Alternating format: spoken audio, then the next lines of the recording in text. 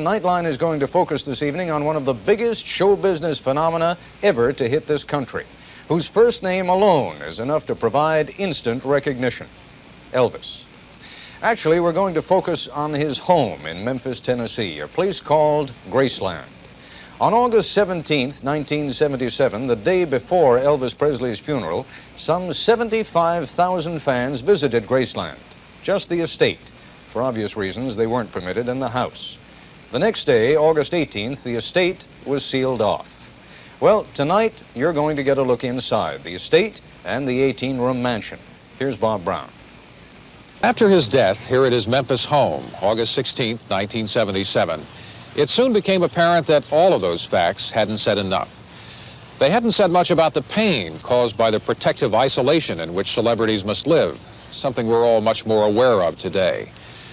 Or about the torment caused by the painkillers, depressants, stimulants, the thousands of doses he was prescribed as he sought to regulate his life. Sam Phillips first recorded Elvis for the Sun record label in Memphis and was close to his career from beginning to end. I just think it was very unfortunate that Elvis didn't get to push back and to love what he had given us all before he died. And I don't think he really got to do that like he should have. But I think if you could stay in contact with the people on the street, maybe not all over the country, taking too many guards, but in your hometown, man, you should never be entrapped or imprisoned.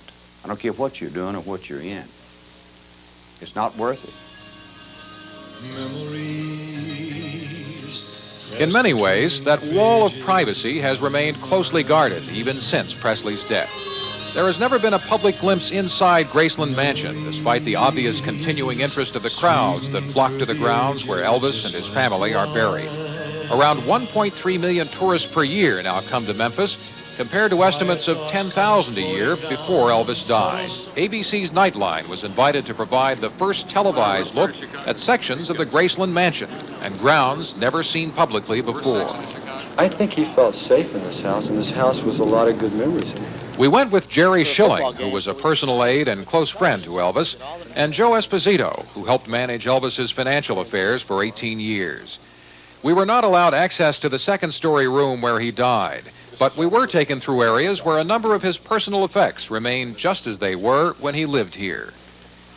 His stage wardrobe, suits that cost more than $3,000 apiece. This is about half of it, because over the years, he would always buy new ones. And the old ones they would give to charity and different organizations that they would auction off for charity groups.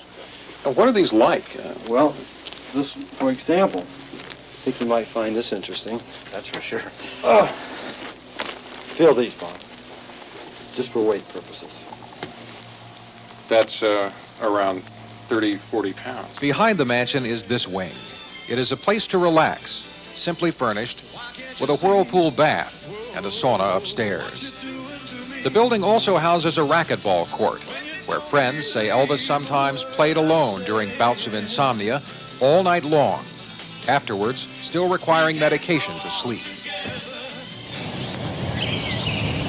At dawn, when he left the racquetball wing, he often walked by the pastures on the 14-acre estate where his horses still graze, including his Palomino, named Rising Sun. The horse is now 25. Elvis and his friends used to race their horses the length of this estate, but soon they began attracting large crowds and traffic jams as they raced toward the front near the highway, and they had to stop the horse races to help prevent traffic congestion. How much is all this worth now? A 1979 estimate valued the Graceland estate at $555,000, the clothing and furniture inside at $216,000. But the properties undoubtedly could bring millions. The first new car he ever bought, a 1955 pink Cadillac, is still parked behind the mansion, along with more formidable acquisitions such as this Stutz Blackhawk, valued at well over $50,000. The section of the mansion that probably would hold the most interest for fans is this wing. Elvis once put the world's largest slot car racing track in this room. Later, he held his wedding reception here. And finally, he made it his trophy room. Much of what is in here came from fans. Elvis kept practically every scrapbook he was sent in these drawers. He kept photos and letters and trophies from fans, and seemed to care as much about them as he did about the other symbols of success. It got to a point where a gold record, I mean, it's great, but they would come in the mail to Elvis. You'll look at one wall and you'll see 2 small Grammys, which were really representative of 2 gospel albums that he did. Never did he once get a Grammy for a rock and roll tune. It's unlikely that the public will be allowed to view the interior of Graceland in the near future. The division of the estate is still being disputed between Elvis's heirs and his former manager, Colonel Tom Parker. But in the meantime, the estate is still generating income estimated at $1.2 million a year.